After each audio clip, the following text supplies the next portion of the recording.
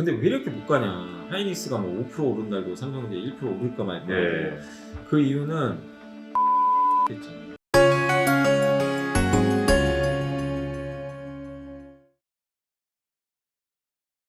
네, 안녕하세요. 예, 자이언트TV 안목성 기자입니다. 이제 오늘 염승환 이사님, 그리고 염블리 이사님 모시고 생방송 진행해 보도록 하겠습니다. 1분기의 마지막을 맞아서 네. 이제 저희 자이언트TV에 함께 해주셨는데요. 일단 전체적으로 증시 방향 한번 뭐 진단해보고자 합니다. 일단은 3월까지는 이제 FOMC까지는 네. 시장이 많이 흔들렸지 않습니까? 근데 4월 이후 그래서 과연 금리 인상을 이제 한다는데 국내 증시도 반등할 수 있는 건지 궁금해하시는 분들이 있어요. 그래서 올해 4월 이후로 상반기, 하반기 국내 증시 방향 어떻게 보세요?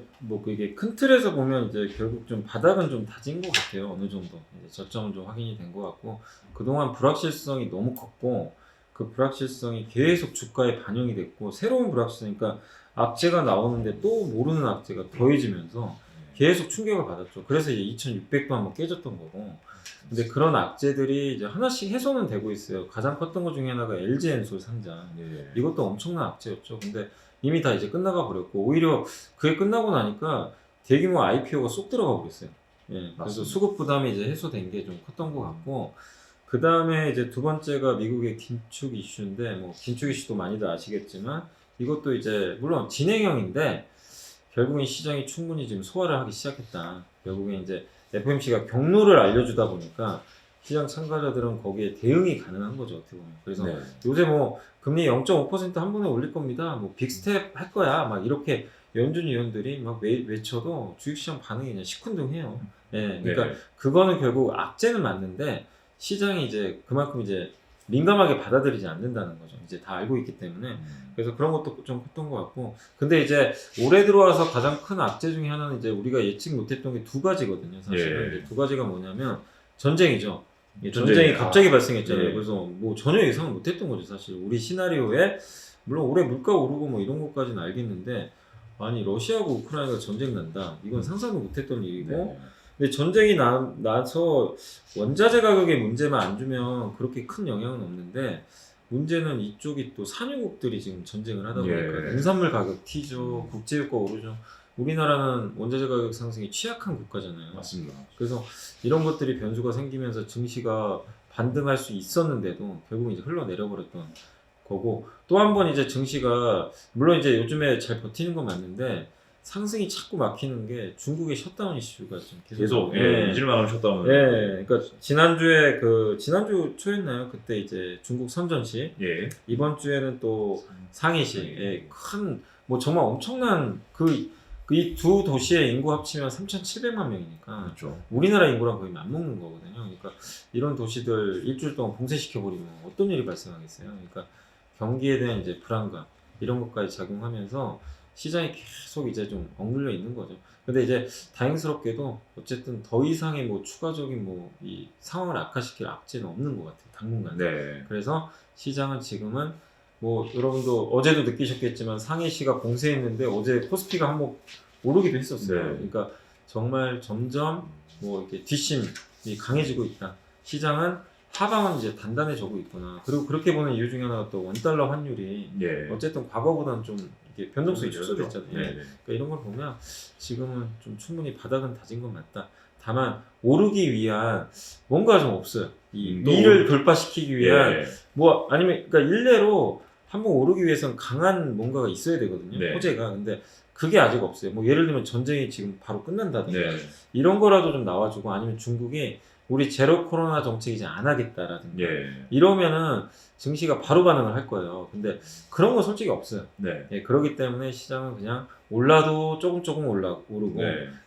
내려도 크게 안 내리는 그런 좀 뜨뜻미지근한 그런 장세가 좀 일단 지금 현재 시장 상황은 좀 그렇게 펼쳐지고 있다. 네. 이렇게 보시면 될 것 같습니다. 뭐 일단 당분간은 뭐 전체적으로 4월 이후 증시 방향성에 대해서 뭐 더 이상 바닥은 충분히 다진 네, 것 다진 것 같지만 같아요. 그렇다고 또 위로 크게 돌파할 만한 그런 재료도 안 보인다. 그러니까 이게 결국에 근데 우리가 생각 안 했던 부분에서 뭔가 호재가, 그러니까 그동안 악재만 나왔잖아요. 예. 근데 만약에 갑자기 호재가 나온다, 기대를 안 했던 부분, 예.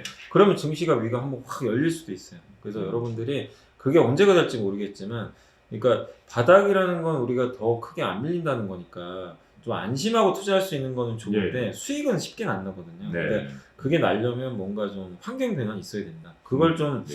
2분기엔 좀 기다려보자. 예. 이렇게 좀 말씀드리고 싶어요. 그러면 이사님께서 보시기에 그동안 크게 맞았던, 크게 깨져서 바닥을 충분히 좀 다졌다고 보여지는 국내 업종은 좀 대표적인 몇 가지가 있나요? 그러니까 가장 많이 빠진 게 예. 지금 제일 고생하시는 게 자동차죠. 자동차, 누가 뭐래. 예. 뭐 자동차가 지금 늪에 빠져가지고 아예 헤어나질 못하고 있어요. 아직도. 네. 그리고 반도체 공급이 해소될 만하면 갑자기 새로운 악재 또 터지고. 네. 그래서 정말 너무 어려운 상황이고. 근데 또 아직도 반도체 공급도 정상화된 것도 아니고. 네. 거기다 현대차는 또 러시아 비중이 좀 있잖아요. 꽤 높죠. 예. 네. 그러니까 이런 것들까지 겹치다 보니까 정말 지금 어려운 상황이고 또 전기차도 지금 계속 판매가 좀 늘어나야 되는데 반도체 공급이 안 되는데 전기차도 당연히 안 되는 거죠. 진짜. 네. 모든 스텝이 다 꼬여버린 그런 상황으로 좀 전개가 되는 것 같아요. 거기다가 원자재 가격이 오르니까 네. 니켈 값을 그러니까 저번에 보고서 보니까 니켈 가격이 올라서 배터리 가격이 올라가면 그걸 완성차가 떠안는다고 하더라고요. 또. 그런가요? 그러니까 양극재 가격이. 예. 그러니까 배터리에서 제일 많이 들어가는 네. 비중이 양극재인데 양극재죠. 이 가격은 계약서에 그렇게 썼대요 이미. 아, 그래서 이거는 완성차가 부담. 나머지 완성차. 소재는 배터리 회사가 부담. 네. 이러니까 이제 자동차 회사 입장에서는 당연히 또 원가 부담. 전기차. 예. 그러니까 전기차를 판다고 지금 돈을 벌 수 없는 네. 그런 상황이죠. 그러니까 이 모든 것들이 반영돼가지고 지금 뭐 현대차, 기아, 모비스 이 3사가 주가가 이제 연중 최저치로 계속 떨어져 있는 예. 그런 상황인데 다만 우리가 이제 생각해보는 건 뭐냐면 이제 다 알잖아요. 악재 뭐 그렇죠. 자동차 업종 뭐 악재 그럼요. 모르는 분은 없을 거예요. 이제 네. 주식 투자하시는 분은 지겹게 들으셨는데 결국 이거죠. 이 안개들이 언제 하나씩 거치느냐 네. 그게 중요할 것 같은데 그게 거치면 주가는 또 굉장히 가파르게 갈 거예요. 아, 그래서 제일 중요한 키포인트는 그거예요. 반도체 공급이죠. 반도체 공급이죠. 이게 언제가 될지 혹자는 뭐 완성차 업체들은 올해 하반기 네. 근데 반도체 회사들은 내년 서로 의견이 좀 달라요. 네. 누가 맞을지 모르겠지만 그래도 전 자동차 회사들의 흐름을 봤을 땐 하반기에 조금은 정상화되지 않을까 네. 그렇게 본다면 완성차나 부품사도 이제 좀 보릿고개는 조금씩 지나갈 단계는 왔다. 예. 그래서 좀 힘들지만 좀 버텨야 되는 구간은 아닌가. 그리고 이 악재라는 게 언젠가는 좀 해소될 악재잖아요. 영원한 악재는 아니잖아요. 그렇죠. 네, 예. 그래서 그걸 좀 이렇게 좀 넓게 보시고 좀 견뎌내는 지금은 좀 구간이 아닌가. 자동차가 저도 지금 바로 간다고 생각은 절대 안 합니다. 네. 바로 가면 너무 좋죠. 근데 아까 지수도 말씀드렸지만 뭔가 환경 변화가 투자자들 눈에 좀 보여야 되거든요. 네. 그럴 때 뭔가 이게 기대감이 생기면서 움직이는데 악재는 다 반영됐는데 아직 확인이 안 돼 있어요. 그래서 적어도 한 4월까지는 조금 횡보하면서 예. 바닥 다지기 정도. 그래서 네. 본격적으로 움직이는 건 5월.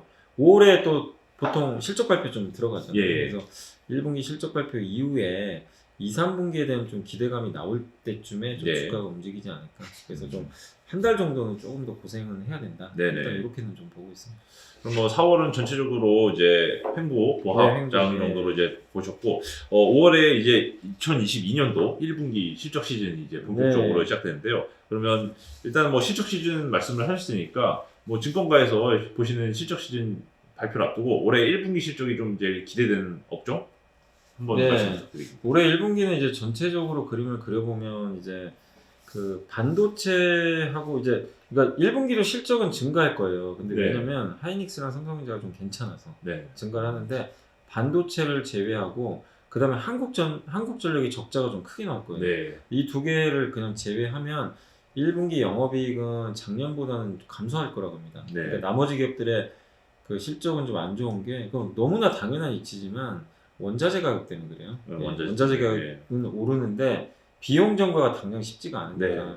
그래서 좀 기대만큼의 이익을 내기는 좀 어려운데 근데 반대로 생각하면 또 기대만큼의 이익이 잘 나온다. 그러면 또 프리미엄을 또 받을 수도 있는 거니까 보시고 주로 실적이 잘 나올 것들은 뭐 반도체, 네. 반도체가 역시 눈에 좀 띄는 것 같고 또 보험업종도 괜찮은 것 같아요. 보험, 최근에 보험은행 이쪽도 좀 괜찮은 것 같고 건설업종도 건설로도. 예, 나쁘지 않은 것 같고 예. 그다음에 IT 하드웨어 뭐 부품사라든가 네. 이런 쪽도 이제 나쁘진 않은 그런 흐름들로 좀 나오고 있는데 네. 다만 이제 업종은 그렇지만 그 안에서도 기업들이 너무 많으니까 맞습니다. 예. 그래서 중요한 건 여러분들이 뭐 예를 들면 건설업종 좋으니까 건설 아무거나 사야지 이러시면 안 되고 그 안에서도 좋은 게 있고 또 별로 안 좋아질 것들도 있거든요. 그럼요. 그래서 그런 것들을 잘 구분을 하셔가지고 그래서 올해는 투자하실 때 여러분들이 꼭 염두에 두실 게 전체적으로 어느 섹터가 좋은지는 이제 우리가 당연히 알고 투자는 해야 되지만 그 섹터만 믿고 그냥 이거 좋으니까 이쪽에 들어가자 이러지 마시고 그 개별 기업들의 보고서라든가 또 사업 보고서 이런 것들을 좀 디테일하게 보셔가지고 좀 더 나은 기업, 그러니까 지금 인플레도 있고 금리 오르는 환경에서도 기업이면 같은 업종에서 좀 더 성과가 좋을 기업을 선택하는 게 좋잖아요. 네. 그런 식으로 좀 더 좀 수고롭지만 좀 디테일하게 좀 기업들을 분석을 해서 좀 이렇게 투자를 해보시면 좀 좋을 것 같습니다. 네. 박한희 님이도 3전 빠진 게 웰스토리 때문인가요? 라는 질문 남겨주셨거든요. 웰스토리가 뭔가요? 이게 왜 삼성 웰스토리가 제가 알기로는 이제 삼성그룹이 상속세를 내기 위해서 최근에 오너일가가 좀 지분을 매각을 하고 있는 움직임인데 뭐 그거 관련해서 그거. 삼성전자 주가가 좀 뭐 오버행이라든지 이런 계속 매각 요거는 수배 압력 받는 거 아니에요? 제 얘기는 아니고 그 유안타의 최남곤 애널리스트가 요거를 이제 좀 적어놓으신 게 있어요. 보고서상에. 네네. 뭐냐면 그 상속세 내야 되잖아요. 네. 그래서 앞으로 연부연납이기 때문에 그 6년 동안 나눠서 내요. 네. 2025년까지 아마 나눠서 낼 것 같은데 네. 그거 이제 그래서 지금 세 가지잖아요. 배당 늘려서 네. 배당금 수치해서 배당금, 예. 내는 거. 그 다음에 이제 지분 매각이 네. 하나 이제 뭐 최근에 이제 물론 이제 지분 매각도 일부 좀 있었던 것 같고 그다음 하나가 좀 갑자기 생각 안 해서 그 세 가지인데 네. 어쨌든 이 세 가지를 통해 가지고 그 이제 삼성그룹이 이제 그 홍나희 여사라든가 이분들이 이제 어쨌든 그거 하나 있네요. 담보대출. 주식 담보대출. 주담대. 이 세 가지인데 근데 이제 연간 기준으로 이렇게 계산을 해보니까 매년 이제 내야 되잖아요. 네. 5천억 정도가 부족하대요. 네, 5천억. 네, 매년 기준으로 했을 때. 매년? 그럼 5천억을 세 가지 방법으로 더 해야 되거든요. 네. 예를 들면 배당을 더 늘리든가 아니면 남아있는 지분을 좀 팔든가 네. 아니면 주식담보대출 더 받든가 네. 이 세 가지인데 이 유한타의 친한고 연구원님 의견은 뭐냐면 주식 매각을 더 할 것 같지는 않다. 예. 왜냐면 아무리 그래도 이 삼성그룹의 지배력도 좀 있어야 되기 네. 때문에 더 매도를 완전히 다 하면 좀 약간 지분 구조에 문제가 있을 수 있기 때문에 추가적으로 지분 매각보다는 배당을 더 받든가 네. 아니면 담보대출. 근데 만약에 삼성그룹이 이런 상속세 문제라고 하더라도 배당을 더 준다고 결정을 하면 주주들한테도 나쁜 건 아니잖아요. 일반 개인 예, 투자자 같이 받으니까. 같이 받으니까요. 예. 그래서 그러니까 첫 번째처럼 배당을 늘리는 쪽으로 해서 상속세를 지불하면 이거는 오히려 주가에는 좋을 수도 있어요. 네. 그래서 이번에 주가 빠졌던 거는 이거는 예고된 악재예요. 왜냐하면 지분 매각 한다고 했었거든요. 그렇죠. 했고 그래서 그 신탁 계약까지 맺었었죠. 네, 그래서 맞습니다. 원래 다음 달이죠. 다음 달 25일까지 하기로 돼 있었어요. 네. 근데 3월에 그냥 다 끝내버린 거죠, 사실상. 그래서 불확실성이 빨리 해소됐기 때문에 이것 때문에 주가가 좀 삼성그룹이 빠진 건 맞지만 이거 자체는 그냥 펀더멘털하고 아무런 상관이 없는 이슈거든요. 네. 삼성전자가 안 좋아서 판 게 아니잖아요. 그렇죠. 그래서 크게 걱정할 건 아니다. 그래서 삼성그룹의 주가에 약간의 부담이었지만 오히려 불확실성은 해소됐다. 저는 네. 그래서 이제 더 나쁠 건 없다. 이렇게 보고 있어요. 네. 그러면 이제 뭐 일단 이런 물량 수급 일시적인 수급 차원 문제는 지적해 주셨는데 네. 사실 또 반도체 업종 자체의 전망은 밝다 일단 말씀을 주셨습니다. 근데 최근 이제 올해 주가 움직임만 놓고 보면 아무래도 삼성전자보다 SK 하이닉스가 네. 반도체에 좀 집중한 측면도 있으니까 더 반등도 강하게 나오는 그런 모습을 네. 보여줬는데요. 삼성전자랑 SK 하이닉스 두 종목만 놓고 보자면 근데 최근 주가 움직임만 보면 차라리 반도체에 투자할 거면 SK 하이닉스가 나은 것 같다. 또 최근에 맞아요. 삼성전자 네. 이슈는 또 뭐 다른 사실 뭐 무선 쪽 사업부긴 하지만 GOS라든지 네, 뭐 맞아요. 다른 이슈가 있지 않습니까? 어떻게 또 보시나요? 그러니까 지금은 이제 기자님 말씀이 정확히 맞아요. 다 그렇게 봐요. 하이닉스가 더 매력적이다. 왜냐면 하이닉스는 뭐 특별한 이슈는 없잖아요. 네. 그러니까 하이닉스가 특별히 잘못한 것도 없고 최근에 그리고 하이닉스는 뭐 지금 어쨌든 영업 잘하고 있고 근데 다만 반도체 가격을 뭐 하이닉스가 결정할 수가 없잖아요. 네. 그건 어쩔 수 없는데 다만 하이닉스도 좀 어려웠던 건 뭐냐면 최근 주가가 전쟁 때문에 그런 거죠. 전쟁 때문에 소비가 줄면 반도체 소비도 수요가 줄 거 아니에요. 거기에 대한 부담감 이게 있었던 건데 다만 과거랑 좀 다른 거는 공급을 안 늘려요. 이 업체들이 공급 조절을 지금 잘하고 있어요. 그리고 만약에 전쟁이 끝나고 물가가 안정화되면 하반기는 반도체 가격이 크게 올라갈 가능성도 있고 네. 특히 여전히 뭐 반도체 수요는 단단하잖아요. 장기적으로. 예. 그래서 그것만 보면 하이닉스는 메모리 또 단순하고 그러니까 투자하기가 뭐 그렇게 머리가 아프진 않아요. 솔직히. 단순해서 그리고 밸류도 어쨌든 삼성전자보다는 비싼 편은 아니거든요. 네. 그래서 이제 투자들을 오히려 하이닉스 쪽으로 하는데 삼성전자도 반도체만큼은 크게 걱정할 건 솔직히 없어요. 뭐 같은 네. 거니까 오히려 1등이잖아요. 그렇죠. 근데 그거는 문제될 거 없어서 7만 원에서는 버텨줘요 지금 주가가. 근데 왜 이렇게 못 가냐? 하이닉스가 뭐 5% 오른 날도 삼성전자 1% 오를까 말까. 네. 그 이유는 그 말씀해주신 대로 일단 브랜드 가치가 좀 훼손돼 있잖아요. 맞습니다. GOS 이슈 때문에. 그래서 물론 반영은 됐지만 앞으로의 과제는 갤럭시 S22 요 울트라 모델이 2월에는 되게 잘 팔렸대요. 어쨌든 네. 2월에 굉장히 잘 팔렸어요. 그래서 삼성이 2월달 글로벌 스마트폰 1등 했거든요. 근데 3월에 본격적으로 이슈가 터졌잖아요. 네. 어쨌든 많은 분들이 알게 된 그럼요. 건. 그러면 3월 데이터가 4월에 발표돼요. 네. 그 중요한 건 3월에도 이런 이슈에도 불구하고 갤럭시가 잘 팔렸다. 이게 확인되면 사람들은 네. GOS 이슈보다 이제 판매량에 주목하면서 주가가 올라갈 거예요. 네. 그래서 이게 좀 커요. 근데 만약에 3월에 진짜 충격을 받아버렸다. 판매량도 네. 급감했다. 이러면 GOS 이슈 이제 문제가 이어지는 거죠. 이러면 네. 폴더블 폰이 가을에 출시되니까 네. 그때까지 삼성전자의 한 가지 축이 좀 무너지는 거죠. 예. 그러면 반등은 좀 제한적일 수밖에 없는 거고. 그리고 한 가지 더 있는 게 두 축이죠. 그러니까 몸통이 삼성전자를 제가 몸통으로 설명드리면 몸통은 메모리예요. 매물단. 이게 이제 받쳐주니까 7만 원 안 깨지는 거예요. 아무리 뭐 공격을 해도 그냥 여기서 버텨버리는 거예요. 근데 지금 이 왼쪽 날개가 어쨌든 4월에 확인이 될 거예요. 이게 네. 부러졌는지 네. 유지된다. 이걸 봐야 돼. 오른쪽 날개는 뭐죠? 파운드리. 사람들이. 파운드리도 요새 고생하고 있는 게 그 한종희 부회장도 얘기했지만 정확히 얘기를 안 해주시더라고요. 네. 왜냐면 질문을 했는데 파운드리 아니 그 퀄컴한테 고객사 뺏긴 거 아니야? TSMC한테 예. 물어봤거든요. 맞습니다. 근데 예. 한종희 회장은 그건 뭐 내부 영업이기 때문에 알려드릴 수는 없고 맞습니다. 예. 다만 지금 수요를 늘리기 위해서 우리가 좀 지금 계속 노력은 하고 있다. 네. 그러니까 좀 힘든 건 사실인 것 같아요. 그 뉘앙스에서도 좀 보여지더라고요. 그만큼 파운드리를 저도 작년에 삼성전자를 이제 분석을 할 때 내년엔 좀 파운드리 뭔가 TSMC를 한번 해볼만 하지 않을까. 네. 솔직히 좀 기대를 했어요. 맞습니다. 또 그렇게 보시는 애널리스트도 많이 계셨고. 근데 지금 나오는 건 파운드리가 여전히 수율이 안 나온다고 뭐 예. 이런 뉴스가 나오잖아요. 맞습니다. 삼성이 얘기한 건 아니에요. 근데 예. 이런 이제 언론 보도를 보면은 뭐 오죽했으면 퀄컴도 그 퀄컴의 수주 물량을 TSMC한테 뺏겼다라는 기사까지 네. 나왔겠어요.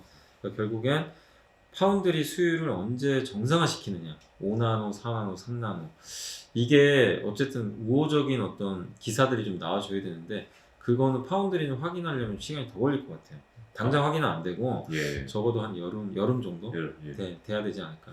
그래서 이제 어쨌든 두 축 중에서 요거는 다음 달에 확인 가능하고 파운드리는 한 몇 달은 좀 지나야 되니까 그럼 결국 이런 것들이 모든 것들이 완전히 좀 확인되려면 여름은 좀 가야 되니까 네. 그럼 시간이 걸릴 수밖에 없는 그렇죠. 거죠. 그래서 저는 삼성전자를 좀 급하게 투자하신 분이면 제 얘기 들으시면 좀 답답하실 수도 있지만 저도 지금 당장 9만 전자, 10만 전자 가격이 너무나 원해요. 네. 근데 아무리 원한다고 해도 우리가 팩트에 기반해서 좀 분석을 해야 되니까 그렇죠. 우리가 바라는 거 말하는 거고 그냥 그건 기도매매밖에 안 되는 거니까 그래서 팩트대로 우리가 생각하면 좀 2분기 지나고 나서 네. 본격적인 어떤 삼성전자의 기대감을 좀 가져야 되지 않을까. 네. 근데 단 전제 조건이 어쨌든 삼성전자가 파운드리에서 고객사를 많이 확보를 해줘야 돼요. 네. 이 우려감을 해소시키면서. 그래서 그렇게만 해준다면 정말 뭐 주가가 가지 말라고 해도 자연스럽게 올라가는 거거든요. 예. 그래서 삼성전자 저는 어쨌든 삼성전자를 기대하는 건 뭐냐면 숱한 위기를 다 이겨낸 기업이에요. 뭐 기자님도 저보다 아시겠지만 많은 위기가. 정말 많은 위기 있었잖아요. 뭐 옛날에 애니콜 화염식까지 했었고 너무 오래전 얘기지만 한 번 더 필요하다는 의견이 같습니다. 맞아요. 그런 얘기를 보면서. 그러니까 왜냐면 진짜 그거는 아니더라도 경영혁신은 솔직히 필요한 것 같아요. 예. 뭔가 좀 이게 그 정체됐다고 해야 될까요? 삼성이? 네. 예, 좀 뭔가 안 좋아하는 느낌이고 맞습니다. 그래서 그런 걸 보여준다면 또 된다고 생각하기 때문에 네. 어쨌든 한번 지금 잃을 거는 없는 자리니까 좀 천천히 네. 한번 좀 대응해 보시면 좋을 것 같습니다. 네. 감사합니다.